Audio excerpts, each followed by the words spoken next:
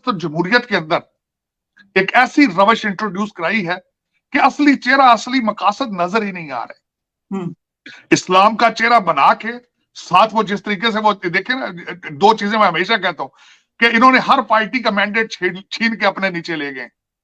मौलवियों का मैंडेट भी रख लिया अमर बिन मारूफ बना के, गद्दारी का फौज से छीन लिया, वफादारी का उनसे, और पार्टी और जेलों की डाल दी है, दमादम मस्त कलंदर वो डाल दिया। बस 3 in 1 करके जब पेश किया जाना तो उस पार्टी ने तो पॉपुलर होना ही होना था। और दूसरा, मैं हमेशा ये चीज को कहता हूं, खास साहब को ये नहीं पता कि किसी बस अड्डे के ऊपर वहां किसी रीच की मदारी हो तो वहां भी इतने बंदे इकट्ठे हो जाते हैं जितने आप लेके फिर रहे हैं। पंजाबी तो पार्टी लोग हैं, पार्टी पसंद करते हैं, तालियां बजाते हैं, खाबे खाते हैं। खान साहब, ये आपके पीछे आप ये कहें ना कि अगर ये जंगे लड़ेंगे तो ये पानीपत में भी जंगे नहीं लड़ते थे जिनकी आप बातें कर रहे हैं, जिनके साथ आप चढ़े हुए हैं। ये आपके ट्रेलर का किस दिन टायर फटा तो सारे एक दूसरे के ऊपर चढ़ जाएंगे। मैं हमेशा ये कहता रहा हूं। और ये जो आप कह रहे हैं ना, मैं आज ये भी कहता हूं, खान साहब कहते हैं ये 3 लोगों ने किया है, वो 3 लोगों ने किया होता तो उनकी गोलियां मिस नहीं होती। अगर किसी ने प्लान किया होता तो इस तरह नहीं होना था। उस बंदे की गोली कंटेनर पे गई ही नहीं, वो तो उसका फासला ही नीचे था। और फिर पांव में गोलियां नहीं लगती हैं अगर अगर अगर अदारे इस तरह प्लान बना के आए। खान साहब, ये आप गलत कह रहे हैं। अगर किसी ने एग्जीक्यूट किया होता तो पांव में गोलियां नहीं फिर लगती। अगले मेक श्योर करते हैं कि ये सारा कुछ क्या हुआ है। लेकिन आज मैं जो कुछ भी, मैं उसको भी कंडेम करता हूँ। मैं तशद्दुद पसंद इंसान ही नहीं हूं, लेकिन मैं पाकिस्तान की बर्बादी अपने सामने देख रहा हूं और उसके लिए मैं बिल्कुल मैं जज्बाती हूं उस मामले में। बिल्कुल मेरी मादरे मिल्लत है और मेरी माँ के कपड़े फाड़े जा रहे हैं। I am very tense with it, very tense, it's very personal. जी साई साहब, दैट इज ऑब्वियस। वो तो नजर आ रहा है कि आप जिस तरीके से बात कर रहे हैं बिल्कुल ऐसा ही है। असल में बात ये कि पूरी दुनिया में इस वक्त ये तस्वीर जा रही है और हर एक डर के देख रहे हैं कि पाकिस्तान में हो क्या रहा है और अब क्या होने लगा। सर, ये जो बात है, अब चले हम जरा थोड़ा सा अगर हम इसको इस तरह देख लें कि वो एक उनके ऊपर कातलाना हमला हुआ है, ठीक है, और वो ये कह रहे हैं कि जब वो गिरे हैं तो उनके ऊपर से गोलियां इधर से उधर जा रही। उसके बाद उन्होंने ये कहा कि वो जैसे ही ठीक होंगे तो वो कंटेनर पे चढ़ जाएंगे दोबारा। आपको लगता है कि जो लॉन्ग मार्च है वो दोबारा शुरू होगा? वो ठीक होने के फौरन बाद दोबारा शुरू करेंगे? मुझे जो लग रहा है, ये तब तक नहीं छोड़ेंगे पाकिस्तान को जब तक आगे से रेजिस्ट नहीं किया जाएगा। खान साहब हर अदारे की रेड लाइन क्रॉस कर चुके हैं। अदारे चारपाइयों के नीचे घुसे हुए हैं और मैं चाहूंगा कि वो निकलें। और या अगर नहीं निकलना तो फिर इनको इस तरह करें, गाड़ी में बिठा के हाथ डाल के इनको जाके प्राइम मिनिस्टर हाउस ले जाएं, असेंबलियां डिसॉल्व करें, कहें ये चाबियां हैं, उस्मान बुजदार को आप ले आए साथ, मुराद सईद को आप साथ ले आए, आप जुल्फी बुखारी को ले आए, ये चाबियां पड़ी हैं और आप जो है वो माफी मांग कर पीछे हट जाए। अब ये दो आपके पास मेरा ख्याल है अब ऑप्शन ही कोई नहीं। लेकिन ये तब तक नहीं छोड़ेंगे जब तक, मेरा मकसद है ये मेरे पाकिस्तान को तबाही की तरफ ना ले जाए। ये मेरा मकसद। और 3.5 साल का कोई पूछ ही नहीं से रहा ना। मैं तो यही कह रहा हूं, किस तरीके से मलिक रियाज को पैसे इंग्लैंड से मंगा के वापस दिए, शहजाद अकबर आज किधर है? वो ये क्यों नहीं पाकिस्तानी उनसे पूछते कि ये क्या हुआ था? खान साहब ने तोशा खाना की बात की तो ये बताया क्यों नहीं कि मैंने घड़ी कौन से शोरूम पे बिकवाई थी? कहते तोशा खाना कुछ भी नहीं था, कुछ भी नहीं था, फिर सारा कुछ वहां पड़ा हुआ है। खान साहब चैलेंज करें मोहम्मद बिन सलमान को। आप कह रहे हैं कि मैं डेफिमेशन का केस करूंगा इलेक्शन कमीशन के ऊपर, मोहम्मद बिन सलमान या ज्वेलर शॉप है उसको भी साथ, आप उसको भी डेफिमेशन का केस करें उस पर भी। लेकिन ये कि असल में बात ये है कि ये मैकियावली है, मैकियावली। मैं कहता हूं मैकियावली भी अपनी कब्र में बेचारा अपने साइडें बदलना होगा। ये तो मैकियावली के भी नंबर क्रॉस कर रहे हैं। मैकियावली का फिलॉसफी ये थी कि वो कहता था कि you have to achieve power regardless how, regardless how. आज खान साहब ने भी चैलेंज किया है पाकिस्तान को, फिर दोबारा उन्होंने कहा इनकलाब खूनी होगा।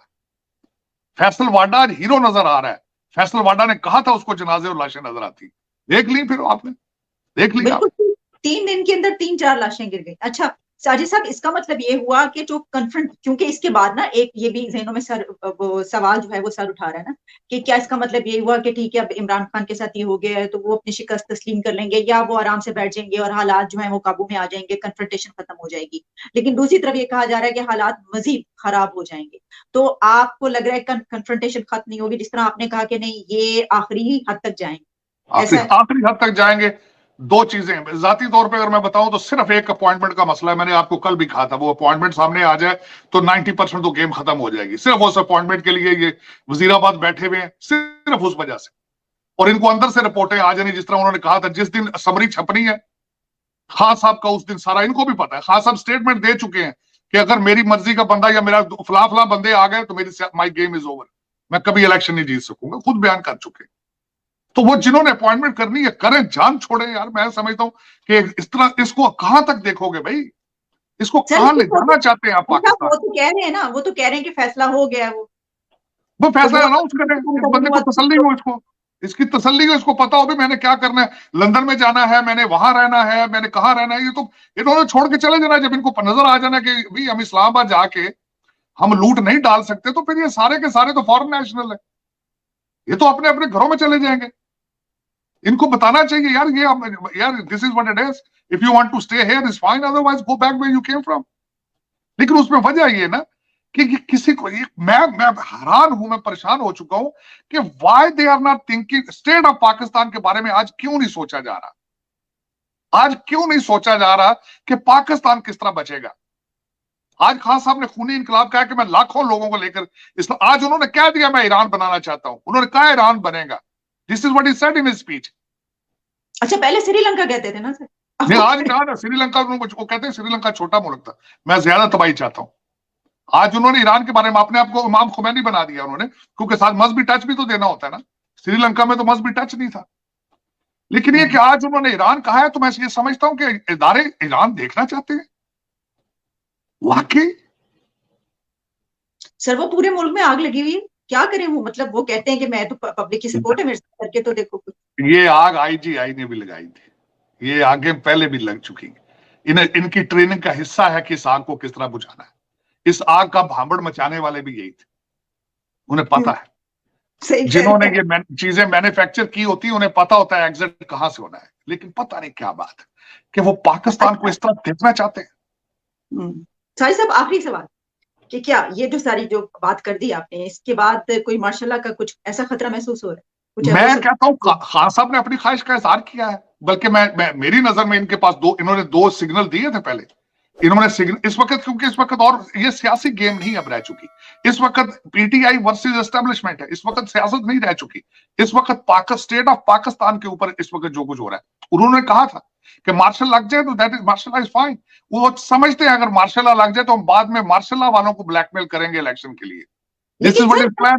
मार्शल में इमरान खान को तो कुछ नहीं मिलेगा, हासिल होगा, वो भी बाहर ही होंगे ना। मार्शल लग गया तो 10 साल तो बैठे रहे फिर नहीं, वो यही समझते कि मैं इन लोगों को दोबारा री एनर्जाइज करा के उनके खिलाफ ब्लैकमेल करूंगा कि इलेक्शन कराएं। This is what he is planning at the same time. अच्छा, वो लेकिन उसमें हाँ, वो कहते हैं कि अभी भी तो उनका सामना उन्हीं के साथ है। वो कहते हैं ना चोरों को तो लेके आने वाले वो और है। वो तो कह रहे हैं ना, वो कहते हैं मैं तो चोरों से बात ही नहीं करूंगा, लेके आने वालों से बात हो रही। सुबह शाम तो उनको चैलेंज करते हैं वो, तो ये लगा देंगे तो फिर मैं इलेक्शन के लिए उनको ब्लैकमेल करूंगा। लेकिन इसमें मैं ये समझता हूं कि दोनों पार्टियां, मैं नहीं कहता, मैं खान साहब के खिलाफ नहीं हूं, लेकिन खान साहब भी स्टेट ऑफ पाकिस्तान के बारे में सोचे ना। और जो वो सारे दूसरी पार्टी है एस्टेब्लिशमेंट, वो भी स्टेट ऑफ पाकिस्तान के बारे में सोचे कि हमारी अवाम का क्या बनेगा, गरीब के बच्चे का क्या बनेगा, मुअज्जम गोंदल के बच्चे कौन पालेगा जो उसके लाश के ऊपर खड़े हुए थे। मेरा अलमिया ये है, मेरा अलमिया नहीं है ABC कौन चलाए, जो मर्जी चलाए पाकिस्तान को। पाकिस्तान, स्टेट ऑफ पाकिस्तान को कौन बचाएगा, मैं उसकी बात कर रहा हूं। और इन दोनों में से, पार्टियों में से, मुझे इस वक्त जो अगर शर्मिंदगी है जो एस्टेब्लिशमेंट पर है, मुझे इन पे शर्मिंदगी नहीं है। उनको चाहिए, उन्होंने ट्रेनिंग ली है स्टेट ऑफ पाकिस्तान को बचाने के लिए, उन्होंने कस्में खाई हैं स्टेट ऑफ पाकिस्तान को बचाने के लिए, इन्होंने कस्में नहीं खाई हैं।